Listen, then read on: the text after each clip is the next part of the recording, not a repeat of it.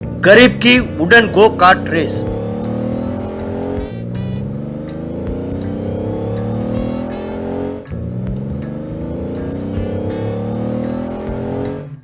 गोरेगांव नाम के गांव में सिकंदर नाम का एक गरीब कारपेंटर रहता था। उसका बेटा था रवि। वो पिताजी के साथ कारपेंटरी का काम करता था। रवि खिलौने की दुकान पर जाता और खिलौनों को काफी देर तक ध्यान से देखता रहता था। एक दिन रवि विजय नाम के लड़के के साथ उस दुकान पर गया। रवि वहां खड़ा होकर देखता रहा। अरे क्यों बेटे, तुम हर रोज आते हो और घंटों खिलौनों को घूरते रहते हो, खरीदते तो हो नहीं, क्यों? अब जाओ जाओ यहाँ से। मैंने कहा था कि मुझे हेलीकॉप्टर वाला खिलौना चाहिए, उसी को मेरा दोस्त ढूंढ रहा है। क्या तुम्हें हेलीकॉप्टर का खिलौना चाहिए तो तुम्हारा दोस्त यहाँ आकर घूरता रहता है? अरे बेटा तुम क्या बोल रहे हो, तुम्हें पता भी है? क्यों रे, तुमने इसे कहा था क्या कि हेलीकॉप्टर का खिलौना खरीद कर दोगे? अरे तुम्हारे पास पैसे कहाँ हैं, गरीब लड़के। ना ही मैंने इसे कहा है कि मैं उसे खरीद कर दूंगा और ना ही मैंने आपसे कहा है कि मैं खरीद रहा हूँ। क्यों, आप कंफ्यूज हो गए? ए विजय, चल चलते हैं, जिस काम से आए थे वो काम हो गया। कहकर दोनों चले गए। दुकानदार के कुछ समझ में नहीं आया और सिर खुजाने लगा। बाद में रवि ने एक वुडन हेलीकॉप्टर का खिलौना बनाया। उसने उसे विजय को दिया। अरे यार, ये तो बिल्कुल उस दुकान वाला हेलीकॉप्टर जैसा ही है। थैंक्स यार, तुमने मेरा बर्थडे का गिफ्ट दिया। अरे बेटा तुमने तो बहुत बढ़िया खिलौना बनाया। वैसे तुमने ये सीखा कहाँ से? तुम जो खिलौना देखते हो हूबहू वैसा ही बना देते हो बेटा। और क्या करेगा बेचारा, हमारे गरीबी के कारण हमने उसे एक भी खिलौना खरीद कर नहीं दिया जिंदगी में, इसीलिए उसने खुद खिलौना बनाकर खेलना सीखा है। वो सिर्फ अपने लिए ही नहीं, अपने दोस्तों के लिए भी खिलौना बनाकर देता है। रवि बेटे, तुम वाकई बहुत साफ दिल वाले हो। इस तरह वो दुकान के बाहर खड़ा होकर खिलौनों को देखता था और फिर हूबहू वैसा ही खिलौना बनाता था लकड़ी का। उन खिलौनों को अपने दोस्तों को देता तो वो बहुत खुश होते।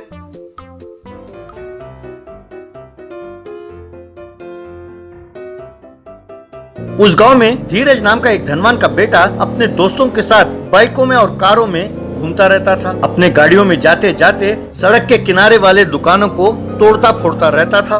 क्योंकि उनके माँ बाप धनवान थे तो ये बेचारे गरीब कुछ कह नहीं पाते थे। उनके इस हरकत को देखकर रवि को बहुत गुस्सा आता था। एक बार एक व्यक्ति ऑटो में कुछ ऐलान करता हुआ जा रहा था। सुनो भाई सुनो, सब ध्यान से सुनो, कल से ही शुरू होने वाला है। हमारे गांव में गो कार्टिंग का ट्रैक का प्रारंभ होने वाला है। कल ही कलेक्टर के हाथों उद्घाटन होगा। आओ भाई आओ, आकर गो कार्टिंग का आनंद लो, कहकर ऐलान कर रहा था। अगले दिन कलेक्टर ने आकर उद्घाटन किया। गो कार्टिंग का मालिक पंकज, सबका स्वागत है। बच्चे बड़े जिनकी भी इच्छा हो आकर गो कार्टिंग कर सकते हैं यहाँ पर। इसका किराया केवल 300 रुपए प्रति घंटा है। आइए आइए। अंकल जी, वैसे गो कार्टिंग क्या होता है? बाप रे, गो कार्टिंग करने के लिए 1 घंटे का 300 रुपए। वैसे ये गो कार्टिंग होता क्या है? अरे ये जाने बगैर कि गो कार्टिंग होता क्या है, तुम गरीब लड़के उद्घाटन में आ गए? फालतू लोग। अरे ये जानकर भी तुम कर क्या लोगे? चलो दफा हो जाओ यहाँ से, कहकर उसे धक्का दिया। बेचारा नीचे गिरा तो सब खिल्ली उड़ाने लगे। रवि को बहुत गुस्सा आया। उसने विजय को उठाया। बाद में वे सब बच्चे गो कार्टिंग कर रहे थे।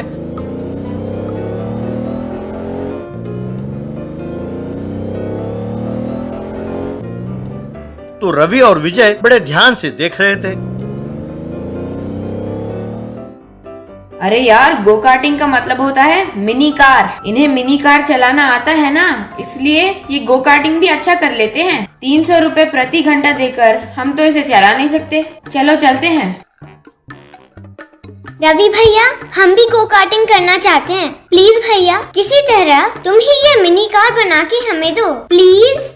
बस रवि गो कार्टिंग को काफी ध्यान से देखने लगा। अगले दिन उसने कई गो कार्ट तैयार किए और उन्हें अपने दोस्तों को दिया। अब गरीब बच्चे खुश होकर उनमें घूमने लगे। ये देखकर धीरज और उसके दोस्तों को बहुत गुस्सा आया। उन्होंने तुरंत जाकर पंकज से ये बात कही। तब पंकज और धीरज सब मिलकर वहां आए। अरे ये क्या, तुम्हें और कोई काम धाम नहीं है? मैंने इतना खर्च करके वहाँ पर गो कार्टिंग शुरू किया और तुमने यूं सस्ते में गो कार्ट बनाकर यहाँ सड़कों पर घुमाते हो, हैं? शर्म नहीं आती तुम्हें? हाँ हाँ, तुम ऐसे भूल नहीं सकते, तुम तुरंत इन्हें आग लगा दो। ज्यादा बकवास की तो लात मारूंगा। तुम ये धौंस किसी और पर जमाना, उस पर नहीं फोड़ डालूंगा। मैंने खुद बनाए इन गाड़ियों को, हम कहीं भी घूमे। तुम कौन होते हो पूछने वाले? अरे यहाँ नहीं, वहाँ रेस ट्रैक पर चलाओ तो जाने। अगर हिम्मत हो तो हमसे रेस लगाओ। हाँ हाँ, वहाँ दिखाओ तुम अपना कमाल। जानते हो शर्त क्या है? अगर तुम हार गए तो फिर जिंदगी में कोई भी खिलौना नहीं बनाओगे, और अगर हम हार गए तो जिंदगी भर तुम गरीब बच्चों को मैं मुफ्त में गो कार्टिंग करने दूंगा वहाँ पर। बोलो, है दम शर्त लगाने की? मंजूर है? रवि मान गया। अगले दिन अंपायर के सीटी बजाते ही रेस शुरू हुई।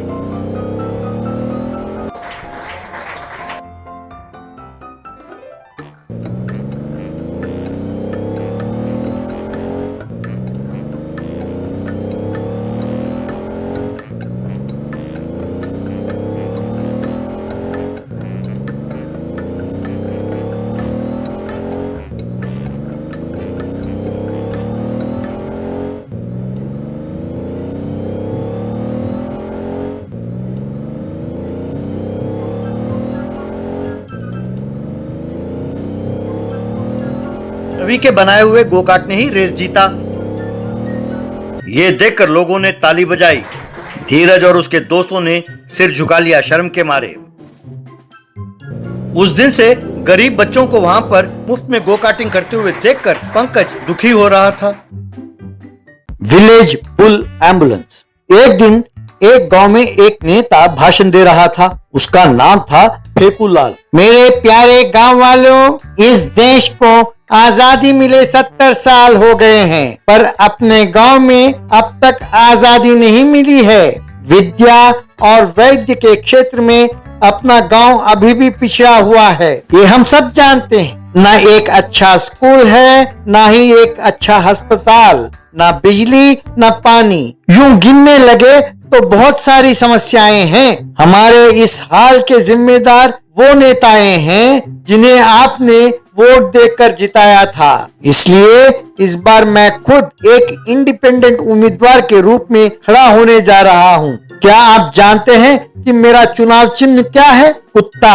यानी आपने यदि मुझे वोट देकर जिताया तो मैं कुत्ते की तरह आपकी सेवा करूंगा। मेरे जीतने के अगले ही पल एक नया स्कूल के लिए निधि की मंजूरी ले आऊंगा, अस्पताल के लिए नया एम्बुलेंस ले आऊंगा। इलेक्शन से एक दिन पहले आप सबको 1500 प्रति व्यक्ति गूगल पे करूंगा। भगवान की सौगंध, पैसे मिले तो ही आप वोट देना, यूं कहने लगा। ये सुनकर लोगों ने ताली बजाई। इलेक्शन से एक दिन पहले सब बड़ी उम्मीद से अपना मोबाइल देखने लगे। सबको 1500 मिले तो सब खुश होकर नाचने लगे।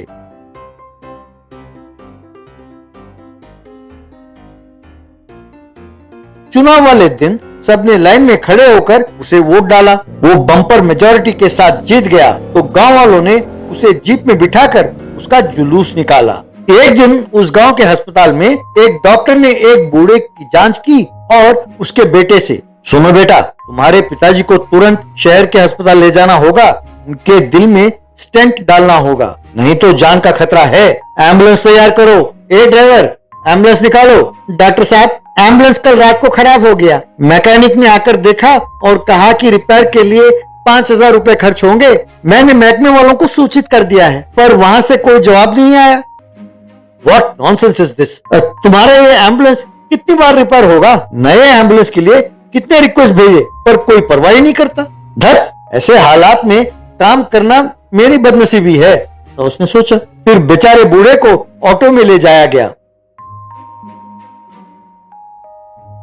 शहर के डॉक्टरों ने बूढ़े का जांच किया और I am really very sorry बेटा, थोड़ी जल्दी पहुंचते तो अच्छा होता, आने में देर कर दी, आई एम वेरी सॉरी कहकर चला गया। ये सुनकर बूढ़े के रिश्तेदारों ने बिलक बिलक कर रोना शुरू किया। अगले दिन गांव वाले फेकूलाल से मिले और उसे सब बताया। ये क्या हो गया? एम्बुलेंस को रोकने के लिए विरोधी दल षड्यंत्र कर रहे हैं। बहुत जल्द मीडिया वालों को अस्पताल के पास बुलाकर उनको संबोधित करूंगा। उनके जाने के बाद फेकूलाल का असिस्टेंट लड्डू, सर क्या वाकई एम्बुलेंस को आने में कोई रोक रहा है? अरे पगले, क्या इन लोगों ने ईमानदारी से वोट डाला था? इन लोगों ने 1500 में अपना वोट बेचा है। इन्हें यदि सारी सहूलियतें पहुंचा दी गई तो हमारी बात कौन सुनेंगे? उन्हें वैसा रखा तभी हम ऐसे होंगे। कई दिन बीत जाने पर भी जब एम्बुलेंस नहीं आया तो गांव वालों ने मिलकर एक बैलगाड़ी वाला एम्बुलेंस तैयार किया। कोई भी सीरियस होता तो मरीज को उसी पर शहर लेके जाने लगे। एक दिन फेकूलाल प्रेस वालों को बुलाकर अस्पताल के पास आया। वहां किसी ने कोल्ड ड्रिंक दिया तो उसे इसने पिया। बाद में मीडिया वालों से, सबको नमस्कार, देख रहे हैं इस अस्पताल की हालत? यहाँ तो एम्बुलेंस भी नहीं है। वो देखिए, उस बैलगाड़ी को ही एम्बुलेंस बनाया है। इसका जिम्मेदार कौन है? हमारे विरोधी दल वाले। इस गांव में नए एम्बुलेंस को आने से रोकने वाले वही हैं। इस गाड़ी में शहर जाना कितना मुश्किल है ये दिखाने ही मैं आप सबको यहाँ पे बुलाया है। मैं इसमें मरीज बनकर जाता हूँ, आप मेरे साथ चलें और इसका पूरा विवरण आप दें। यूं वो उस गाड़ी में बैठकर जाने लगा तो मीडिया वाले बाइक और गाड़ियों में उसका वीडियो लेते हुए पीछा करने लगे। गांव वाले भी साथ हो लिए। थोड़ी दूर जाने के बाद फेकूलाल के पेट में गुड़गुड़ होने लगा। अरे लड्डू, ये क्या? अरे पेट में गुड़गुड़ हो रहा है। अरे जब से वो कोल्ड ड्रिंक पिया है पेट ठीक नहीं है। गाड़ी रोको, मैं झाड़ियों में जाकर आता हूँ। क्या बात करते हैं सर? पीछे मीडिया वाले वीडियो निकाल रहे हैं। आपका झाड़ियों में जाना बैठना सब वीडियो लेकर टीवी में डालेंगे। आपकी इज्जत चली जाएगी। सोच लीजिए, जरा रुकिए, जरा सब्र कीजिए। अरे ए माँ, बापू, अरे मुझसे नहीं होगा। अरे लगता है यही हो जाएगा। अरे गाड़ी रोको, रोको गाड़ी, कहकर चिल्लाया। गाड़ी के रुकते ही दौड़कर गया और झाड़ियों के बीच में बैठ गया। मीडिया वाले भी कैमरा के साथ उसका पीछा करने लगे। वो झाड़ियों के बीच में जाकर बैठा और सिर्फ उसका सिर दिखाई दे रहा था। मीडिया वाले कैमरा के साथ उसे घेर कर खड़े हो गए। क्या हुआ सर, यूं अचानक झाड़ियों में छिपकर बैठ गए? मैं आप लोगों के हाथ जोड़ता हूं यार। अरे वीडियो निकालना थोड़ी देर के लिए बंद करो प्लीज। देख रहे हैं आप, हमारे नेता फेकूलाल जी प्रकृति का आनंद कैसे उठा रहे हैं। उनसे ही जानते हैं उनके अनुभव के बारे में। बताइए सर, कैसा लग रहा है आपको? फेकूलाल उठकर वहां से भाग गया। इसके बाद फेकूलाल ने उस गांव के लिए एक नए एम्बुलेंस की मंजूरी दे दी। तब से बीमार एम्बुलेंस का प्रयोग करके जल्दी से ठीक होने लगे।